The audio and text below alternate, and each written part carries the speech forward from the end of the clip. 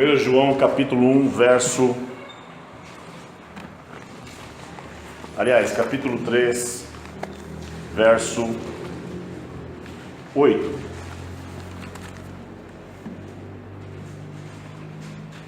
Primeira João capítulo 3, verso 8.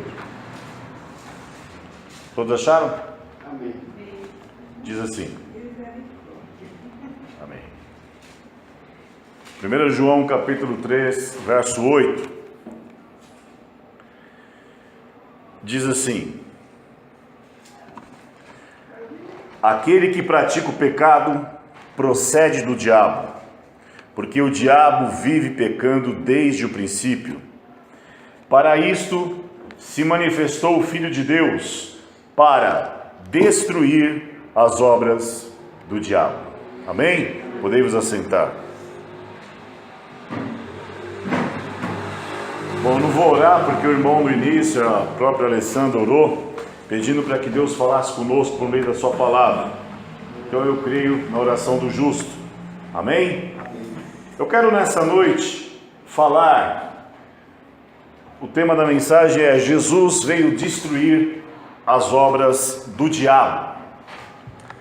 Nós precisamos, amados, entender algumas coisas na nossa vida, na nossa caminhada, na nossa vida com Deus, no nosso ministério, e uma delas é essa questão da unção de Deus em nossas vidas, atrelada à guerra espiritual. Então, nós lemos um texto aí, e a gente precisa entender que, além da salvação, Cristo veio libertar o homem do poder e influência do diabo sobre a vida desse mesmo homem. Sendo assim, nós como igreja precisamos entender essa ação de Jesus, e como somos nós, seu corpo, temos a responsabilidade de promover libertação sobre a vida das pessoas. Amados, a palavra de Deus diz que nós somos o seu corpo. A palavra de Deus diz que Ele disse assim: no meu nome farão as obras que eu faço, e as farão ainda maiores. E a gente às vezes vai caminhando a vida, vivendo a vida com Deus, e vai, sem se aperceber, vivendo de qualquer jeito. Nós vamos vivendo uma mesmice, nós vamos vivendo uma rotina, e aí a gente não vai prestando atenção e não dando importância para o nosso chamado, para aquilo que nós somos, para aquilo que nós fomos chamados. E dentre essa situação do nosso chamado está a libertação de outras vidas. Então nós temos aí que entender algo importante nessa situação. Nós temos um inimigo. Nós temos um inimigo. E o inimigo chama-se diabo. O inimigo chama-se Satanás. E nós temos que entender, nós temos que compreender. O problema, amados, muitas vezes é a falta do conhecimento. Eu até outro dia fiz um vídeo e falando sobre isso, eu tinha um outro computador e ele começou a dar pau, eu abria ele e fechava, e eu ficava naquele desespero, corria de um lado para o outro, faz isso, faz aquilo, mas só que o bendito do computador, ele vem com um manual. Nós temos um manual de vida, e o manual da nossa vida é a palavra de Deus. E a palavra de Deus nos ensina que nós temos um inimigo. E ela mostra como ele é, mostra como ele age. E muitas vezes nós não nos apercebemos. E de repente ele pode estar agindo em nossas vidas e nós não estamos nem aí com o que está acontecendo. Então, eu gostaria de passar algumas coisas para você. A primeira coisa é conhecendo o inimigo. Você conhece o seu inimigo, meu amado? Você conhece o seu adversário? Primeira coisa, ele veio matar, roubar e destruir. Esse é o ministério dele. Esta é a função dele. É para isso que ele existe. Ele vive em função dessas coisas. Abra aí em João 10:10. Olha o que diz a palavra de Deus. João 10:10 diz assim: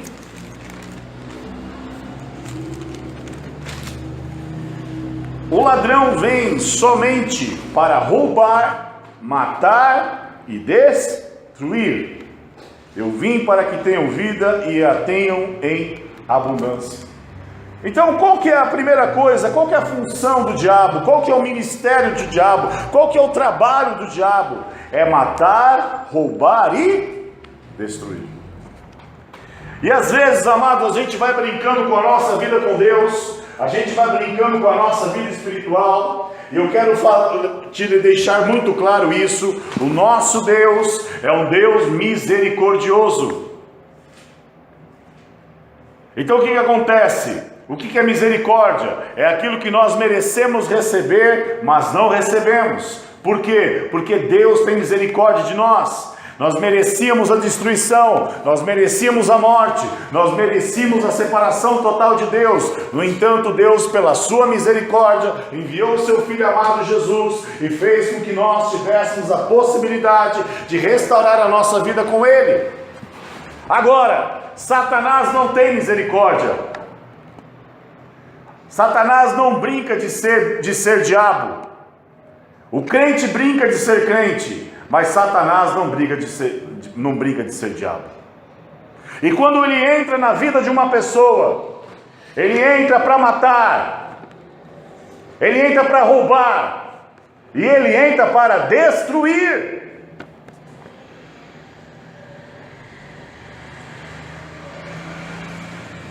Você pode ter exemplos claros na sua volta. Você pode ter exemplos claros, talvez até na sua própria família, de situações que a pessoa hoje está super bem, está próspera, e de repente do nada você não entende como que pode aquela pessoa ruir, simplesmente ruir. Algumas definham na sua saúde. Hoje a pessoa estava bem, estava forte, estava vigorosa, amanhã não está mais, e de repente vai definhando. Outras estão tão prósperas, estão numa situação profissional muito produtiva, muito próspera, e de repente começa a simplesmente esfarelar. Parece que vai esfarelando todo aquele patrimônio que aquela pessoa faz. Outras se destroem. Nós vimos esses dias aí um rapaz, um homem, uma família morando na Barra da Tijuca, um lugar muito bom do Rio de Janeiro, num condomínio muito bom, com piscina, com todo o conforto do mundo, mas por um momento que ele estava numa situação profissional difícil, entendia ele simplesmente pega uma faca, mata a sua esposa, degola a sua esposa, pega os seus filhos, joga pela janela e depois se joga. Destruição. Nós temos o caso daquele assassinato antigo, um assassinato muito conhecido há muitos anos atrás, o caso da Rua Cuba, em que o jovem diz: olha, eu não me lembro de nada, eu não sei o que aconteceu, eu só me lembro de uma voz dizendo para mim: mata seus pais, mata seus pais, mata seus pais. E quando eu percebi, eu me dei conta, eu já estava com a arma na mão e eles mortos. O que é isso, meu amado? Isso é uma ação direta de Satanás na vida das pessoas. Mas eu sou crente, isso não acontece comigo. Será? Às vezes, irmãos, nós não nos apercebemos, e o texto está dizendo aí no início: olha, aquele que pratica o pecado procede do diabo. Mas pastor, como é que eu faço? A Bíblia diz que quem não comete pecado já pecou. Veja bem, irmãos, uma coisa é você viver na prática do pecado, outra coisa é você pecar. Tem pessoas que vão vivendo uma vida com Deus, e uma vida improdutiva, uma vida que nada faz, uma vida que não se transforma, uma vida que não muda, uma vida que o pecado não incomoda, a injustiça não incomoda, sabe que aquilo é errado, sabe que aquilo desagrada a Deus, e vai vivendo, e vai vivendo, e vai vivendo. Eu quero dizer para você, meu irmão, que você está abrindo uma brecha, aliás, você está abrindo uma porta, você está abrindo uma janela enorme para o diabo entrar e devorar a sua vida. Quando a gente vai vivendo uma vida dissoluta, uma vida de qualquer jeito, uma vida sem reverência, uma vida sem temor a Deus, uma vida que nós vamos vivendo a prática do pecado, nós estamos dando lugar ao diabo. E o diabo ele veio para matar, ele veio para roubar, e ele veio para destruir. Segunda coisa, a sua influência tem poder destrutivo sobre o homem. Nós precisamos entender isso aí. Onde que o primeiro lugar que o diabo entrou na vida do homem? No Éden. Estava lá Eva, Adão nu, Eva nua. Deus havia dado uma ordem, e a Bíblia diz que Satanás, tomando a serpente, a mais sagaz dos animais, entrou na serpente e começou a trocar uma ideia com ela.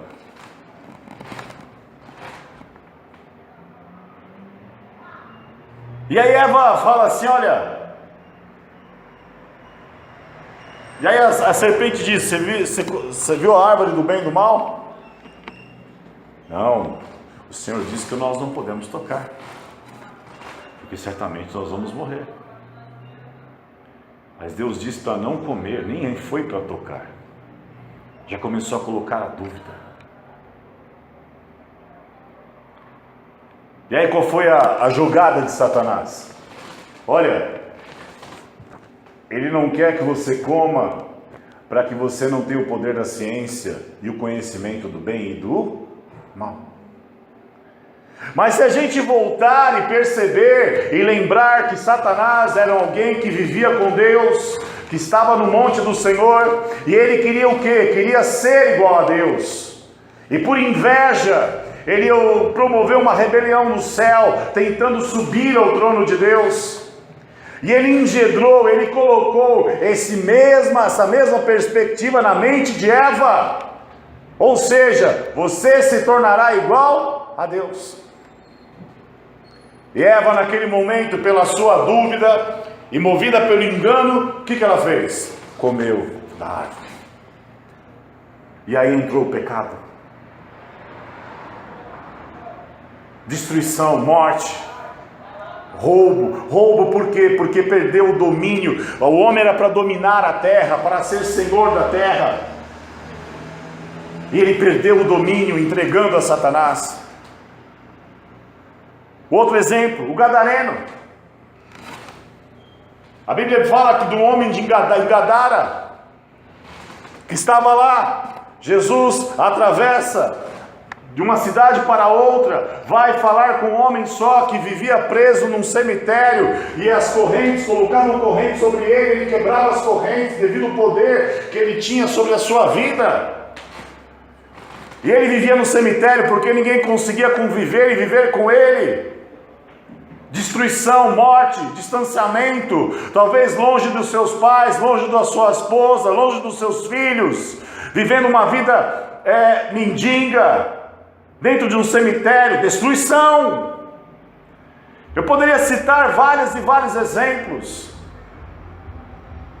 Eu lembro muito bem de uma situação em que eu, vindo do hospital das clínicas com a minha mãe, e a médica deu um diagnóstico sobre ela, dizendo: Dona Iranilda, por favor, comece a se cuidar, a senhora vai perder o seu rim, os seus rins ainda têm salvação. E ela entrou no carro chorosa, com as lágrimas nos olhos, dizendo assim: eu quero morrer de uma vez, não aguento mais essa situação. E eu virei para ela e disse assim: mãe, você sabe quem está fazendo isso com você? E ela ficou quieta. E eu continuei: esses espíritos estão te matando aos poucos. E eu olhei bem para ela e falei: estou errado, mãe? Ela falou: não, filho. Eu falei: então toma uma atitude. Começa a andar com Deus. Repreende isso na sua vida, porque eu não posso fazer isso para a senhora. Se a senhora não quiser, não tem o que fazer. E o que aconteceu? Uma senhora de 130 quilos, um pouco antes de morrer, morreu com praticamente 64, 62 quilos. Não era normal. Tem pessoas que você olha, hoje ela está super bem e ela vai definhando. Isso não é natural, amados, porque Deus não fez o homem para isso. Onde estávamos ontem na casa do nosso irmão Sérgio, e quando o irmão dele entrou, eu tive um choque. Falei: meu Deus, o que é isso? O braço do homem é quase o meu dedo. Não chega a ser meu dedo, mas dá uns 2, 3 dedos meus de grossura, de tão magro. Como é que pode? Deus não criou o homem para isso. Então nós precisamos entender que a sua influência tem um poder destrutivo sobre o homem. Terceira coisa, ele é mentiroso. Ele é mentiroso. Abra aí em João 8,44, olha o que a palavra de Deus diz. João 8,44, diz assim: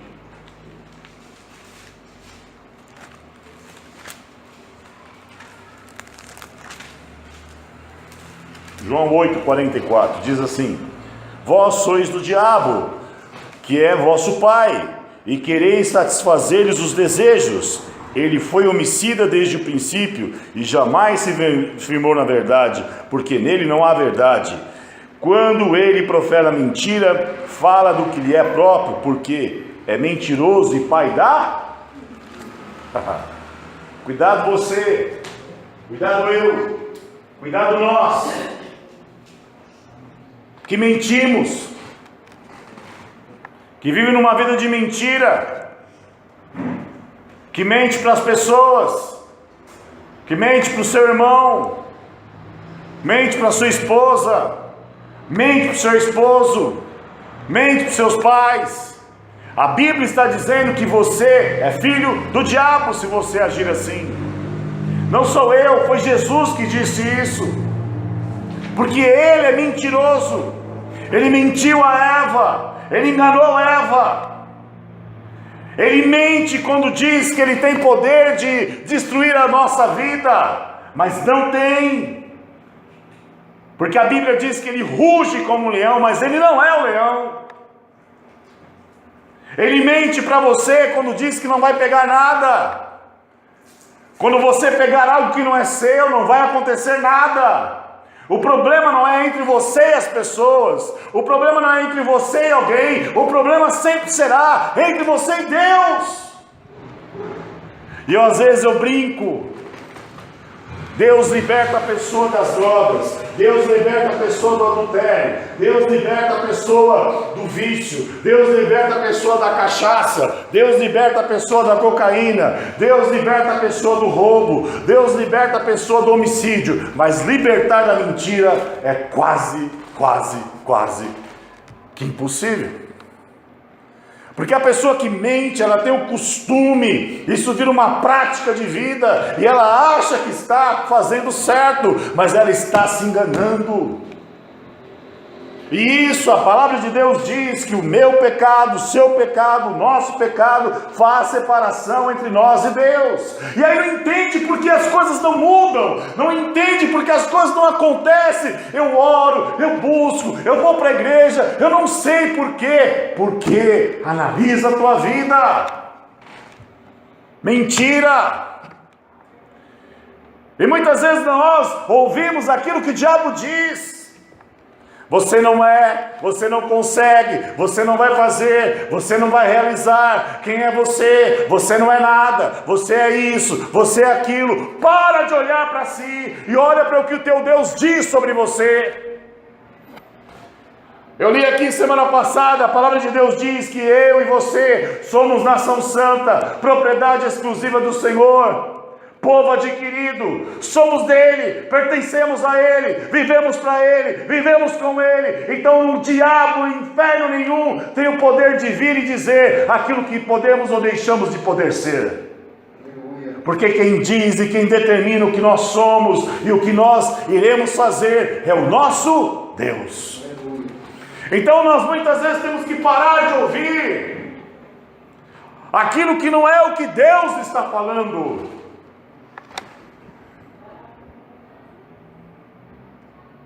Mas é fulano. Eu ouvi, irmãos, uma vez de uma pastora: nunca você vai ser pregador. Eu vi a maldade no olhar dela. Eu vi a inveja, porque ela já tinha me visto pregar. No primeiro momento ela queria que eu fosse auxiliar dela. No segundo momento ela dizia que eu jamais seria um pregador. Como é que pode? Mentira, engano. Nós não podemos viver assim, não podemos dar ouvidos ao diabo, nós não podemos, porque a palavra de Deus, Jesus está dizendo: olha, o diabo nunca se firmou na verdade. É por isso que eu não entendo, às vezes as pessoas vão expulsar demônio e fica entrevistando. Eu não vou ouvir demônio, porque demônio mente. A minha função é expulsar em nome de Jesus. E às vezes fica lá: não, o que diz aí? O que você está fazendo? Por que você está aqui? E às vezes a pessoa está lá, ela, endemoniada, aí está o sogro e a sogra. Não, foi o sogro dele, a sogra dela, que fez um trabalho para ela, aí pronto, aí já colocou dissensão. Ele vai ser expulso, mas ele vai colocar dissensão. Porque a pessoa vai sair de lá, um pé meio atrás: olha, a minha sogra, meu sogro, fulano, Beltrano, fez um trabalho para mim. Ele mente. E ele mente quando ele vem todos os dias diante de você dizer que você não é nada. Ele mente quando ele vem todos os dias diante de você dizer que você não pode. Ele mente quando ele vem todos os dias diante de você dizer assim: quem é você para querer fazer isso?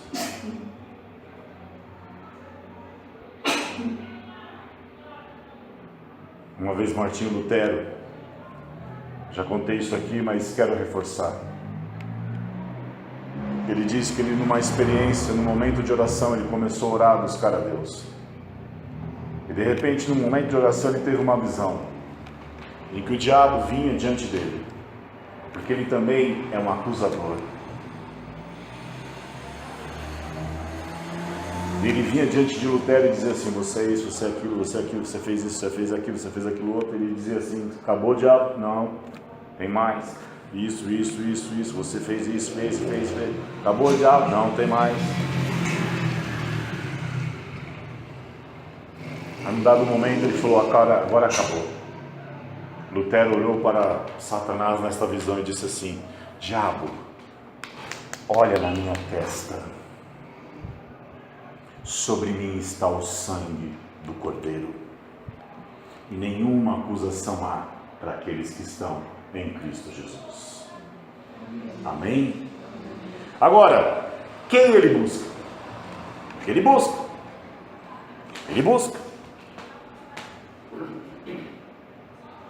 Se você ler lá em Jó, capítulo 1, a Bíblia diz que Satanás veio de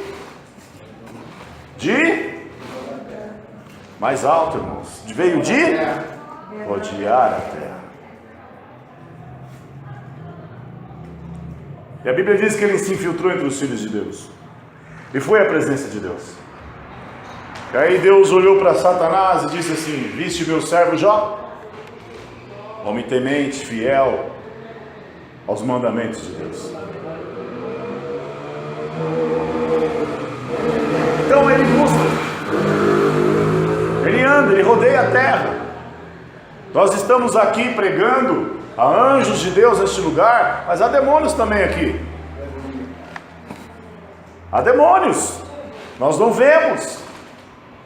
Talvez até nem sentimos, mas eles estão aqui. Porque a Bíblia diz no livro de Coríntios que muitas vezes ele conhece a vontade de Deus para uma igreja através da ministração da própria igreja, porque Deus revela. Ele se prepara, se arma para poder atacar a vida dessas pessoas. Então ele busca. Então veja só, quem ele busca? Primeiro, os ignorantes. Nossa, pastor, não é assim. Irmão, ignorante não é no sentido de ser duro, ser agressivo. Não, ignorante é alguém que não sabe. Abra aí em 2 Coríntios 2,11. Alessandra, por favor, abra aí, 2 Coríntios 2,11.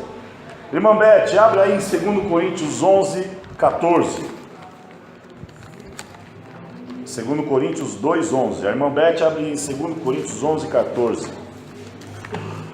Alessandro, você pode ler.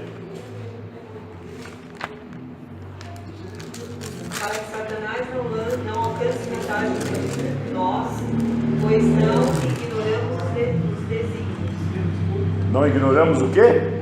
Desígnios. Seus desígnios. Amém. Irmã Beth, 1 Coríntios 11,14. E não é de admirar, porque o próprio Satanás se transforma em anjo de luz. João 10,10 diz assim: o ladrão vem somente para roubar, matar e destruir. Então veja, no primeiro texto a Alessandra está dizendo assim: e nós não ignoramos os seus desígnios, ou seja, suas ações. Então você andar com Deus e viver a palavra de Deus, você não pode ignorar as ações do diabo. E muitas vezes você tem que percebê-las no seu dia a dia. Porque há situações que você percebe, Satanésio, você está repreendido em nome de Jesus.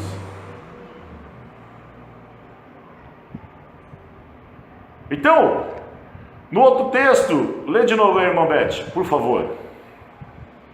E não é de admirar, porque o próprio Satanás se transforma em anjo de luz.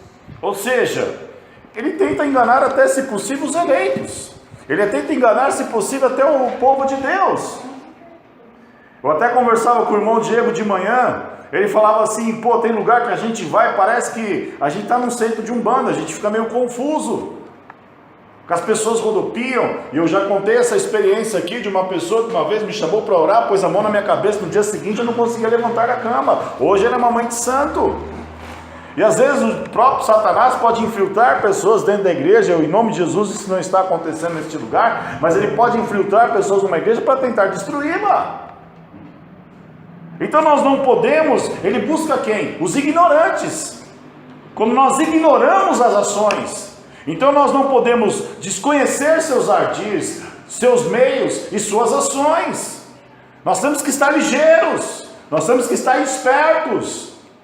E muitas vezes nós nos colocamos em situações difíceis, nos quais o diabo usa dessa situação para muitas vezes nos destruir e nos magoar. Eu mesmo outro dia fiz uma coisa no Facebook, fiz uma postagem lá que eu me arrependi amargamente. Que isso trouxe consequências sobre a minha vida, sobre a vida da minha esposa, e depois eu falei: não deveria ter feito isso. Porque é uma guerra, irmãos. É uma guerra, nós não podemos ignorar. Então o que o diabo fez? Ele usou de uma situação para me atingir e atingir a vida da minha esposa. As situações que nós é melhor do que fazer o quê? Se calar, ficar quieto, sair de lado, sair fora.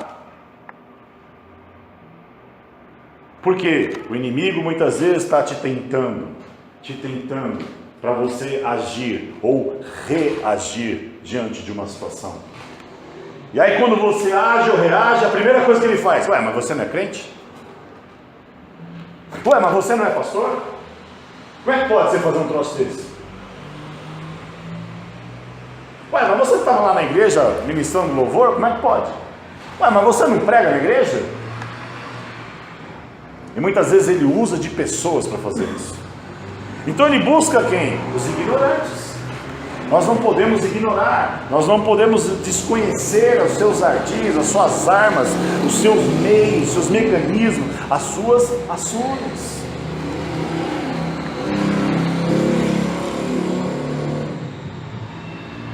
As pessoas até brincam, né? Rapaz, quando você não tem ninguém nem olha pra você. Você começa a namorar, tem um relacionamento sério, rapaz, aí chove. Parece gente do nada. Não é assim? Por quê? Porque é tentação. É uma ação do inferno. Nós vamos estar ligeiros, irmãos. Você está bem, está numa vida com Deus, numa caminhada com Deus, vivendo com Deus. Aí de repente você está lá na tua empresa, aí aparece uma proposta. Olha, nós temos um esquema aí, você poderia participar. Ninguém está vendo, ninguém vai saber, ninguém percebe, ninguém está presente. Ó, você está com esse problema aí, eu posso te dar esse documento aqui. Eu arrumo um documento para você. Arruma como? Não, eu arrumo para você um documento, você vai ver, você vai sair dessa situação, mas aquele documento vai te trazer problema. Então existem N situações que o diabo pode agir pela nossa ignorância. Ele busca os imprudentes. E aí é importante você prestar atenção. Por que imprudentes?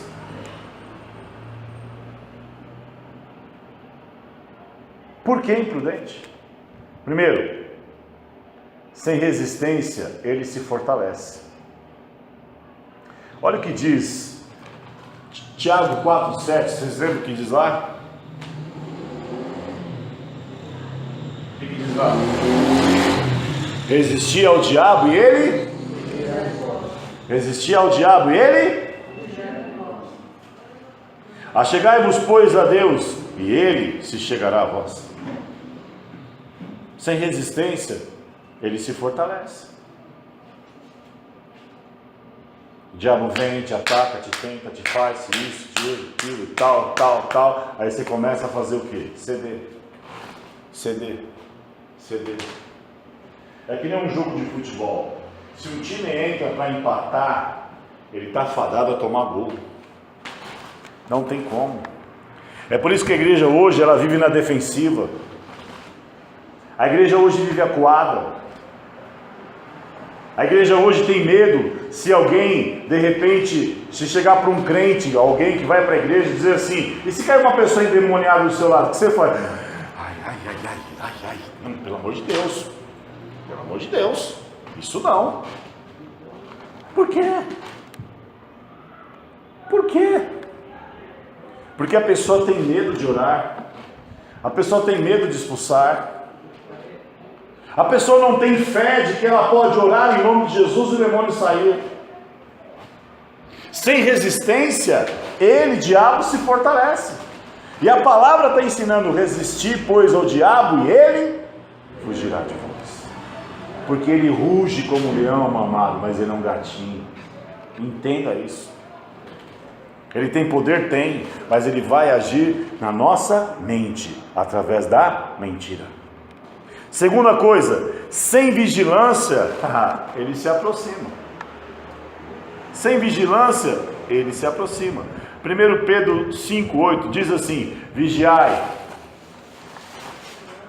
pois o diabo, vosso adversário, anda ao nosso derredor, rugindo como um leão, buscando a quem possa trair ou destruir. Então, sem vigilância, ele vai se aproximar. A pessoa diz que é crente, anda de qualquer jeito.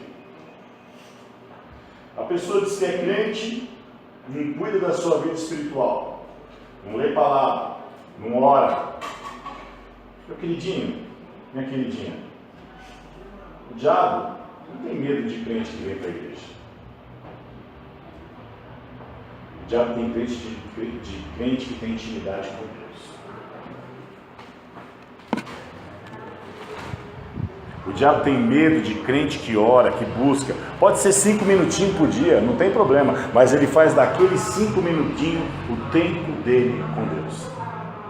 Não é orar muito, não é orar 2, 3 horas, 1 hora, não tem tempo certo, não tem tempo pequeno, não tem tempo grande, não, é o tempo que você tem para Deus, é o tempo que fala, não, eu vou separar esse tempo para o Senhor, eu vou falar com Deus, eu vou buscar a presença de Deus. Se alguém perguntar para você, qual é a razão da sua fé? Paulo diz assim que nós devemos saber explicar a razão da nossa fé. Se acontecer com você o que aconteceu um dia comigo, eu sozinho na igreja, a Alessandra foi lá comigo, a igreja é gigante, dá umas 3, 4 dessas assim de comprido, todo mundo foi embora, eu não sei porquê, irmão, mas eu fiquei sozinho.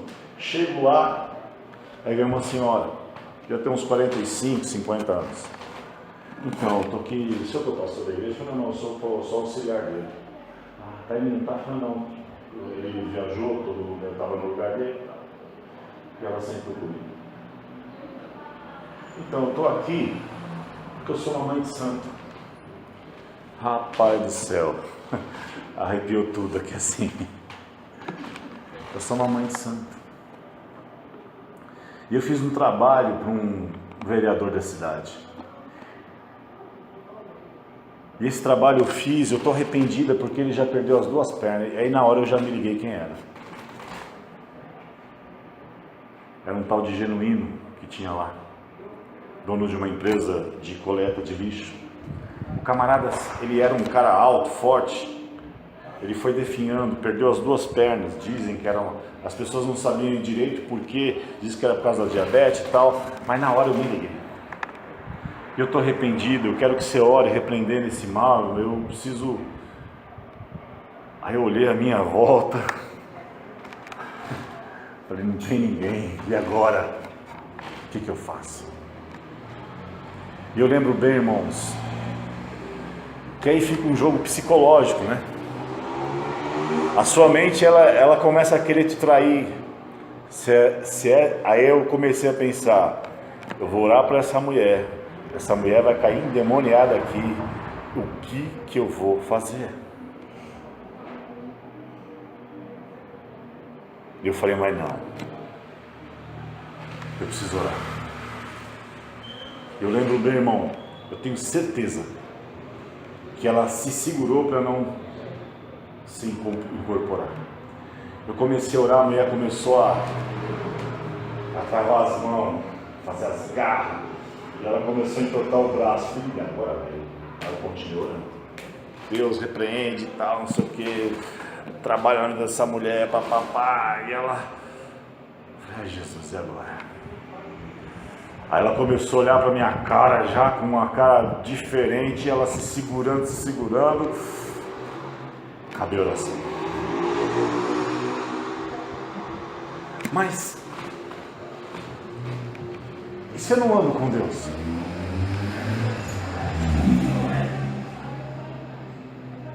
E se eu não ando com Deus? A gente não sabe, irmãos. Eu não sei se a irmã Beth estava na igreja, quando a gente estava lá na igreja, num culto de quarta-feira, num momento de oração, eu não vi nada. Eu não vi.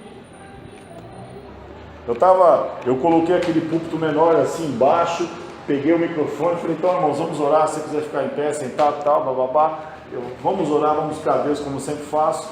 Comecei a orar, Senhor, já estava uns 10 minutos de oração, eu não vi. Diz que um homem entrou na igreja, meio maltrapilho e tal, sentou primeiro lá no fundo, aí veio assim, correndo na frente, diz que ele chegou perto de mim, para me agarrar assim, ele não conseguia. Você estava lá, irmão Bete, esse dia? Não? Aí diz que ele, tipo, sentou assim, olhou, ficou olhando com aquele olhar de raiva para mim de novo. Aí ele foi para cima novamente, tipo, não consigo. E foi embora.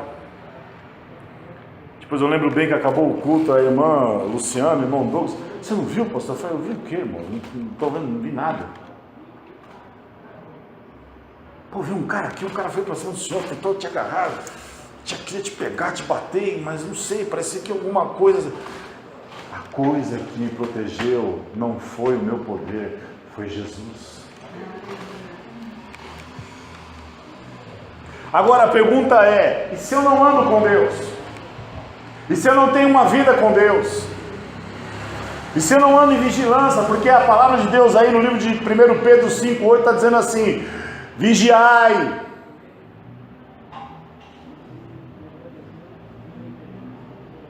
pois o vosso adversário, o diabo, anda ao vosso derredor, rugindo como um leão, buscando a quem possa tragar. Se eu não estivesse andando com Deus, sabe o que ia acontecer? Ele ia me pegar, me bater, me arrancar, me esgoelar todo, me ferir, me envergonhar na frente das pessoas. Então nós precisamos ter uma vida com Deus, meu amado, ter vigilância. Vigilância na nossa vida espiritual, na nossa conduta, no nosso dia a dia, no nosso caminhar com Deus. Vigilância na percepção daquilo que o inimigo pode fazer e está fazendo. Vigiai, sede sóbrios, sede coerentes, sede equilibrados. Terceira coisa, sem precaução ele se aproveita. Sem precaução ele se aproveita. Eu quando comecei a trabalhar com jovens, uma das coisas que eu falei para a Alessandra, quando você me vê com alguma menina, encosta do meu lado. Eu não sei. Encosta do meu lado. O diabo é sujo, irmãos. Eu tinha uma igreja, na igreja que eu me converti, eu lembro bem, tinha um pastor, ele era até um homem charmoso de fato, e tinha uma irmã lá, desculpa a expressão da palavra, ela falava assim: esse pastor é uma delícia. E como eu gosto de um pastor. Ela fazia uma cara assim que, meu Deus do céu, isso me dá uma tara, isso me dá um... Ai, ela ficava, sem brincadeira, irmão, culto de domingo, que eram os dias que ele pregava, ela sentava no primeiro banco de mini saia. Aí teve um dia que o pastor chegou e falou assim: irmão, por favor, pega uma toalha. Ah, por que não tem? Então, irmão, por favor, vai pro último banco, porque não dá eu pregar aqui com você que... com essa... E a mulher tinha era grandona, tinha um corpão, né? Parecia um violão. A pessoa, não dá, filha, desculpa, com todo respeito, mas não dá para pregar com você desse jeito aqui na frente. Então, ou você cobre as suas pernas, ou você vai para o último banco. Porque desse jeito não funciona. Precaução. Não brincar com as coisas. Brincar de fazer de conta. Proposta, nada a ver, não tem nada a ver, não pega nada. Não, é a minha vida com Deus, é o meu caminhar com Deus, é a minha percepção daquilo que pode acontecer caso eu saia fora da linha. Por isso que a palavra de Deus diz que nós temos que ter uma vida reta. Nós não podemos, e quando Deus chamou Josué, falou assim: ó, você não olha nem para a direita e nem para a esquerda. Não desvia, seja reto, seja firme na sua conduta, tenha precaução. Porque se você andar uma vida reta, nada vai te distrair no caminho. Propostas, dinheiro ilícito, e assim vai. Então, quem ele busca? Os ignorantes, os imprudentes. Terceira coisa, ele busca os descuidados. Os descuidados. Abra aí em Efésios 6:11. Efésios 6:11. Olha o que a palavra de Deus diz. Efésios 6:11.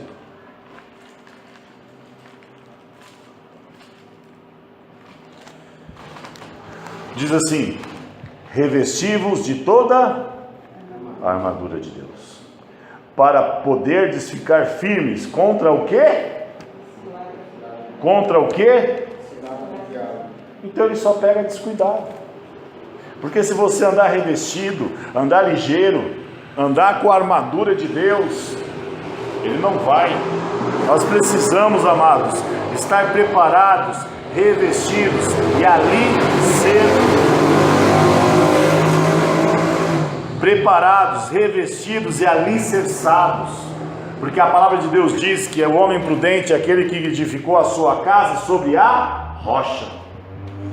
Então quem que ele pega? O descuidado. A pessoa não ora, não busca, não se reveste, não busca o Espírito Santo, anda descuidado, aí que ele vem, ataca.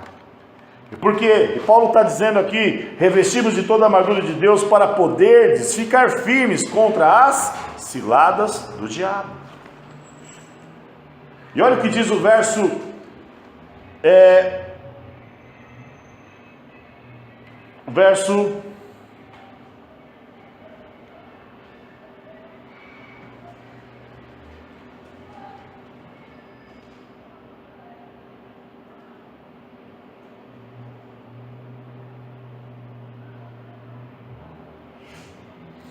13, diz assim: portanto tomai toda a armadura de Deus, para que possais resistir no dia mal.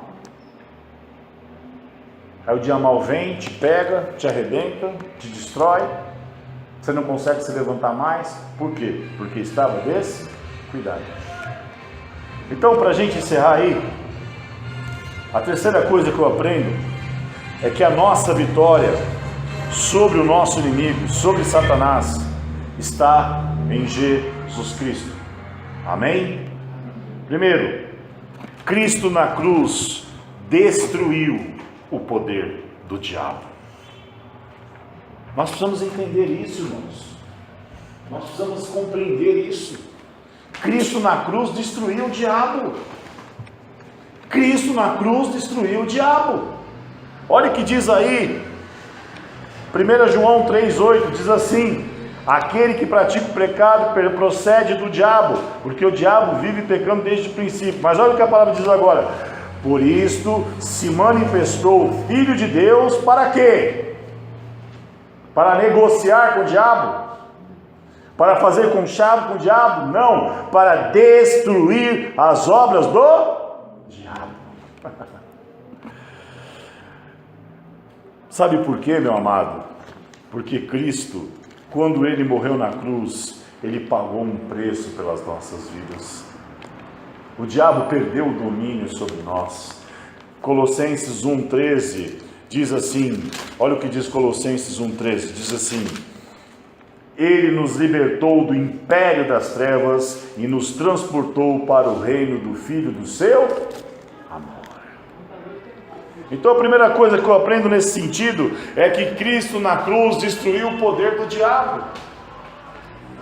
Porque naquele momento, assim como o pecado entrou pela vida de um homem, pela vida de um homem também o pecado estava sendo retirado da vida daqueles que crescem no sacrifício.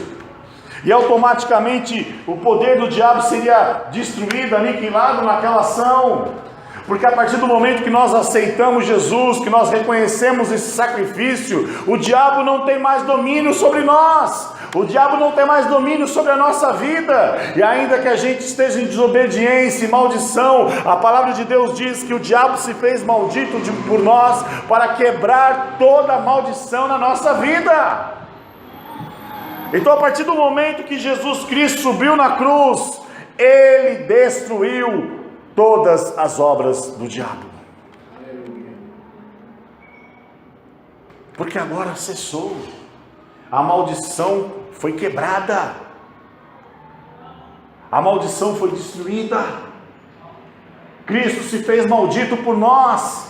E a partir do momento que nós aceitamos Jesus, nós recebemos na nossa vida a libertação do poder do inferno, do domínio de Satanás.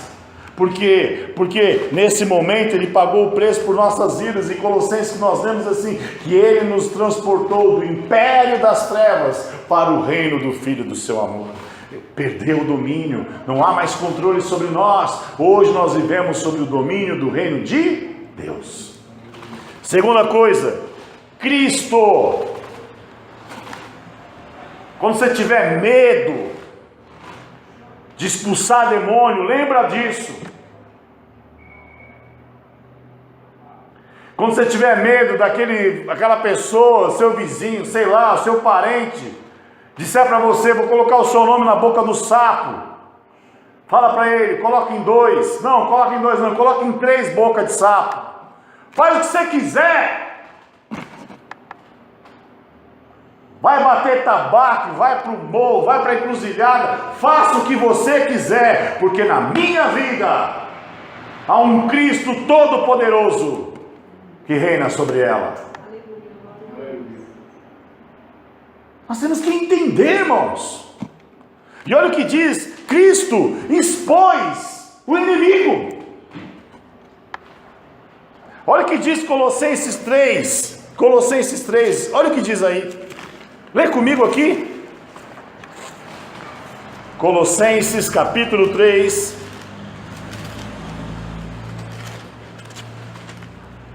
Do 13 ao 15. Eu amo esse texto. Aliás, Colossenses 2, do 13 ao 15. Diz assim: a vós outros que estáveis mortos pelas vossas transgressões e pela incircuncisão da vossa carne, vos deu vida juntamente com Ele. Ele quem? Cristo. Perdoando todos os vossos delitos, tendo cancelado o escrito de dívida que era contra nós, que constava de ordenanças, o qual nos era prejudicial, removeu-o inteiramente, encravando na cruz. E agora vem o principal: e despojando os principados e as potestades, publicamente os expôs ao desprezo, triunfando deles na cruz. Vocês estão entendendo, irmãos?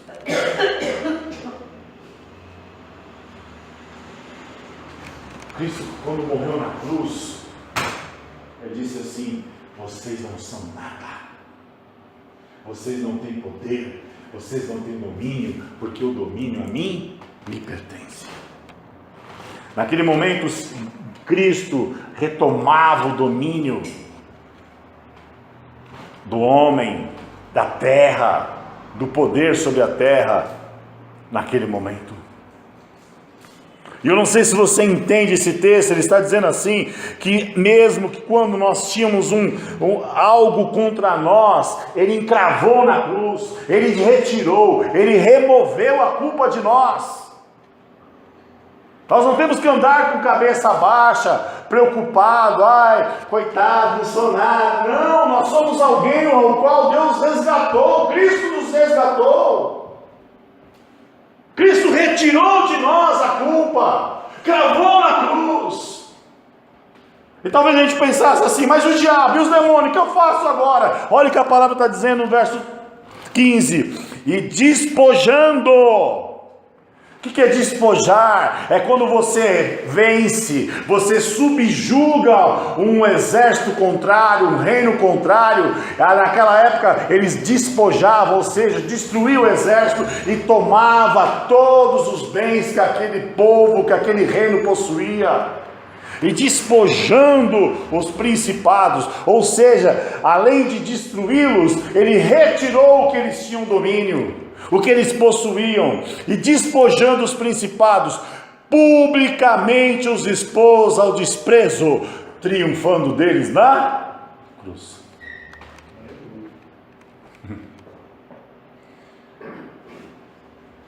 Porque naquele momento que eles achavam que era a derrota do Filho de Deus, mal sabiam eles, os demônios, que era o início da grande vitória do reino de Deus nessa terra.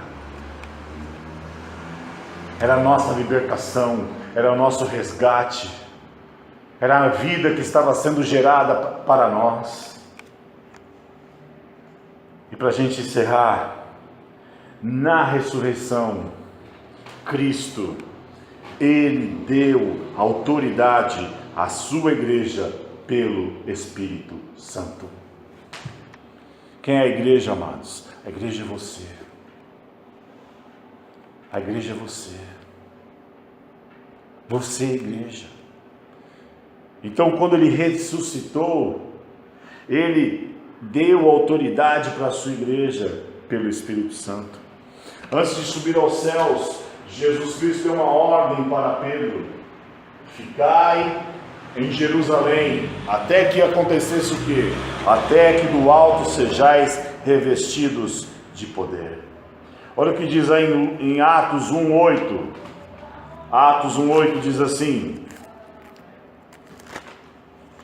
Atos 1:8 diz assim: mas recebereis poder ao descer sobre vós o Espírito Santo, e sereis minhas testemunhas, tanto em Jerusalém, como em toda a Judéia e Samaria, e até os confins da terra. Nós somos os confins da terra. Nós somos as suas testemunhas. Nós recebemos poder, porque desceu sobre nós o Espírito Santo. A continuidade aí, olha o que diz aí em Lucas 10:19. Lucas 10:19 diz assim. Lucas 10:19 diz assim: eu vos dei autoridade para pisardes serpentes e escorpiões, e sobre todo o poder do inimigo, e nada, absolutamente nada vos causará dano. Quem que te deu autoridade, meu amado? Foi Cristo. Ele te deu autoridade. Então você pode até pensar, mas é o tranca-rua, é chucaveira, é o, sei lá, o eira do que for. Lembra, ele é um mentiroso. A autoridade está investida sobre a sua vida. Mas olha o que diz aí em Marcos 16, 15 ao 18. Marcos 16, 15 ao 18.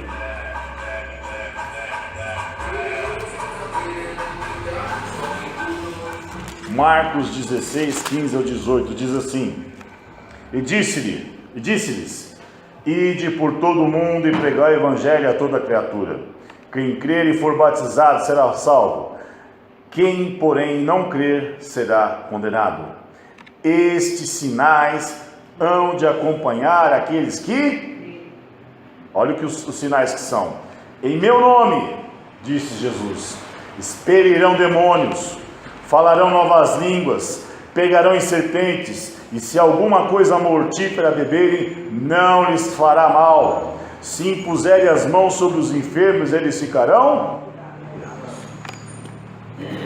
Ele te deu autoridade, meu querido. É tempo de a gente começar a orar por essa cidade, começar a orar por essa rua, começar a orar por este bairro e dizer: Senhor, me usa. É tempo de a gente bombardear aquela família, irmã Beth, de oração. A família da Aldília, a família da irmã Diná. Porque Deus nos deu autoridade.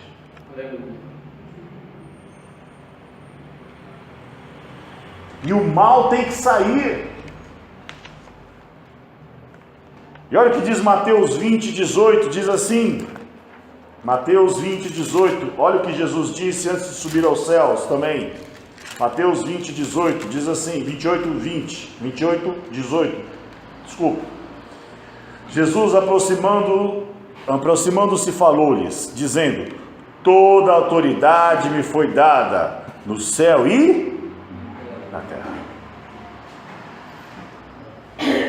Foi um pouco de autoridade? Não, toda a autoridade. Toda a autoridade me foi dada no céu e na terra. Então, guarde isso. Jesus Cristo, na sua ressurreição, deu autoridade à sua igreja. Você é a igreja de Deus. Eu te dei 4 textos, 4 bases bíblicas para que você entenda isso. Quando as pessoas chegarem a você: eu estou enfermo, estou passando... Deixa eu orar por você. Ontem estávamos lá, até fui grosso com a minha esposa. normal. Eu já estava no carro lá, pronto para sair e tal, querendo ir embora logo. A gente esqueceu de orar pelo Sérgio, a gente esqueceu de orar pelo irmão. O irmão está rogando sangue, soltando pelotas de sangue, fazendo o número 2. Perdeu 8 quilos em 2 semanas. E a gente está lá. Deus não mandou a gente lá por qualquer coisa. Até porque partiu da Alessandra querer ir para lá. Eu até estranhei, falei, ixi, ela não deve estar bem. Mas ela que não, eu quero ir, se vira, arruma, se não ficar lá, a gente fica em algum lugar, e de repente Deus nos mandou para lá, eu creio, talvez creio também para fazer a obra de Deus. E eu orei por ele, repreendi todo o mal, porque nós lemos aqui, imporão as mãos sobre os enfermos e eles serão? Orei pelo irmão dele. Ainda voltou, a gente devia ter orado mais amplamente, mas tudo bem, nós oramos.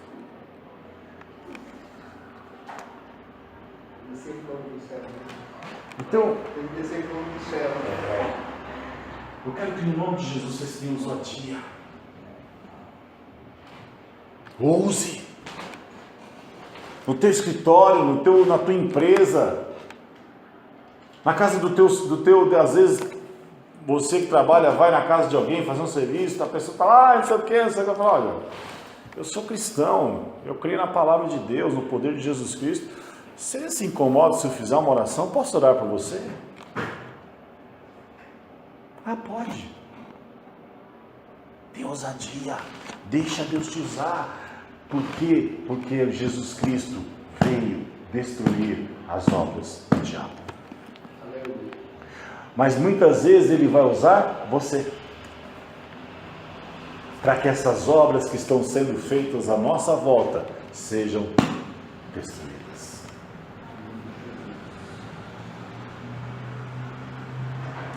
Ore, busque, tenha mais intimidade com Deus, tenha mais conhecimento da palavra, tenha intimidade com o Espírito Santo, dependa do Espírito Santo, tenha uma vida com o Espírito Santo, para quando chegar esses momentos você tenha a ousadia de dizer, eu quero orar com você, eu vou orar com você.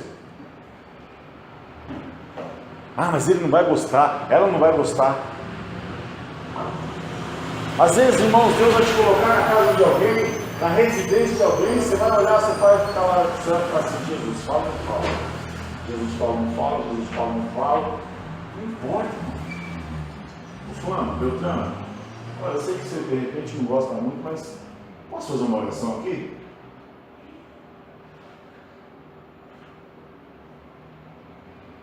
Ora, não é você, não é no teu nome, é no nome de Jesus. De repente não vai cair fogo, não vai acontecer nada, mas no nome de Jesus o mal vai ter que sair. Vocês estão entendendo, irmãos? Porque às vezes a gente está convivendo com um monte de gente à nossa volta, precisando de libertação, e a gente tem o poder em nós, tem o poder na nossa mão, tem o poder na nossa vida, e a gente não liberta essas pessoas. Por causa do quê? Ah, eu não sei, fulano vai me rejeitar, fulano vai dizer o quê?